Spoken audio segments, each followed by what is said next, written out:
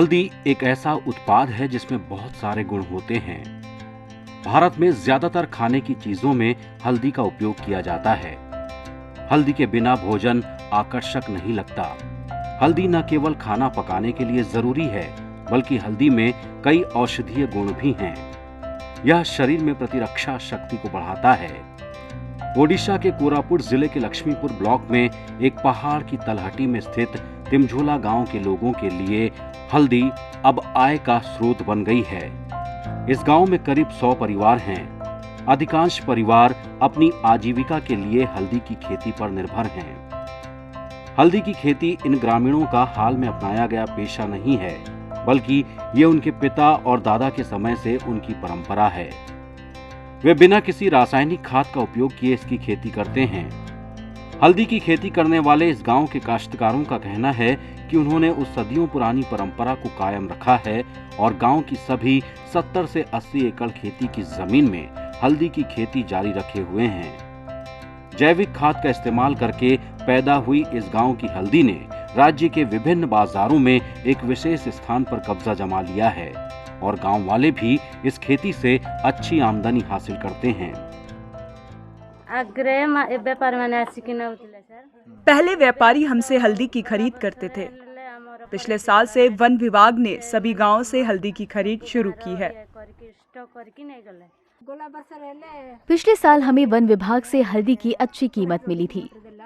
पिछले साल हमने इसे 90 रुपए किलो बेचा था। इस साल इसकी कीमत 100 रुपए है, लेकिन हमें इस साल अच्छा लाभ नहीं मिला। हमें अपने बैंक खाते में पैसे मिले। उधर स्वयंसेवी संगठन वार्ड के एक अधिकारी बसंत प्रधान के अनुसार, चूंकि लक्ष्मीपुर में उत्पादित हल्दी में अधिक तेल होता है और इसका उत्पादन किसी भी रासायनिक उर्वरक का उपयोग किए बिना किया जाता है, इसलिए इसके औषधीय मूल्य हर किसी को आकर्षित करते हैं। दूसरी ओर तिमझोला जैसे लगभग 30 गांवों के किसान भी हल्दी की खेती में लगे हुए हैं।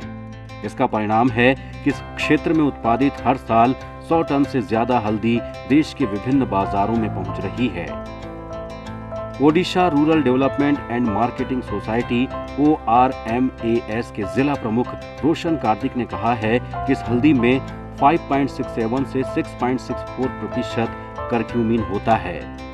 इसकी गुणवत्ता की जांच करने के लिए लखनऊ में CSR और NBRI के वैज्ञानिक को भेजा गया है। इतना ही नहीं, हल्दी की खेती करने वालों को प्रोत्साहित करने के लिए ORMAS ने उबालने वाले बॉयलर और सुखाने वाली ड्रायर मशीनों के प्रावधान के साथ एक प्रसंस्करण इकाई यानी प्रोसेसिंग यूनिट स्थापित करने की योजना बनाई है। पहले के समय और अभी के समय में अंतर यह है कि किसानों को अच्छी रकम मिल रही है, प्रसंस्करण अच्छा है और गुणवत्ता बनाए रखी गई है। गुणवत्ता के कारण तिमझोला से हल्दी ने ओडिशा और उसके बाहर अपने ब्रांड को बनाए रखा है। जिला प्रशासन ने एक प्रसंस्करण इकाई के विशेष रूप से बॉयलर और सुखाने की मशीन के लिए मंजूरी दे दी है। बुनियादी ढांचा और मशीनरी की स्वीकृति पहले से ही मिली हुई है। हम कोरापुट ब्रांड की हल्दी बाजार में उपलब्ध करा सकते हैं, जो उनके लिए और ज्यादा कमाने में सहायक होगी। औषधीय गुणों से भरपूर हल्दी लोगों के स्वास्थ्य और किसानों के लिए आय का एक अच्छा स्रोत है। इसे विदेशी बाजार के साथ साथ स्थानीय बाजारों में भी प्रतिष्ठा मिली है। अब जरूरत है कि सरकार स्थानीय लोगों को उन्नत बीज मुहैया कराए और हल्दी की खेती के लिए प्रोत्साहन दे। Bureau report, ETV Bharat.